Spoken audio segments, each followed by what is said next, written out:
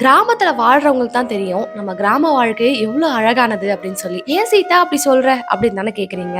நான் எம்சிஏ படிக்கும்போது என் வீட்டெல்லாம் விட்டுட்டு சென்னையிலேயே தங்கி 2 வருஷம் படிச்சேன். சின்ன வயசுல இருந்து கிராம சூழல்லே வாழ்ந்துட்டு திடீர்னு என்னால போயிட்டு ஒரு சிட்டி லைஃபை அடாப்ட் பண்ணிக்க முடியல. என் லைஃப்ல பிஜி டிகிரி எவ்வளவு சீரியஸா ஆயிடுச்சுன்னா நான் பெரிய டிப்ரெஷனுக்குள்ளேயே போயிட்டு ஹெல்த் இஷ்யூஸ் வந்துருச்சு. அந்த அளவுக்கு சிவியரான ஹோம் சிக் ஆயிட்டேன். வீட்டுக்கு வந்ததுக்கு அப்புறம் தான் தோணுச்சு, ஓகே நம்ம வேலைக்கெல்லாம் கண்டிப்பா வந்து சென்னையில போய் செட்டில் ஆக கூடாது, எதுவா இருந்தாலும் நம்ம ஊர்லயே பாத்துக்கலாம் அப்படின்னு சொல்லி என்ன மாதிரியே சேம் பர்ஸ்பெக்டிவ் இருக்கிற பர்சன் தான் விவேக்கும். ஆனா நம்ம எல்லாருக்குமே வந்து வேற வேற ரெஸ்பான்சிபிலிட்டிஸ் இருக்கு. அதுக்காக நம்ம எல்லாருமே ஓடிதான் ஆகணும். கண்டிப்பா ஒரு நாள் எந்த ஒரு கமிட்மெண்ட்டும் இல்லாம எல்லாத்தையுமே செட்டில் பண்ணிட்டு நம்ம ஊரோட வந்து விவசாயம் பார்த்துட்டு நிம்மதியா வாழணும் அப்படிங்கறது தான் எங்க 2 பேரோட ஆசை. உங்களுக்கு சிட்டி லைஃப் பிடிக்குமா இல்ல வில்லேஜ் லைஃப் பிடிக்குமான்னு கண்டிப்பா கமெண்ட்ஸ்ல சொல்லுங்க.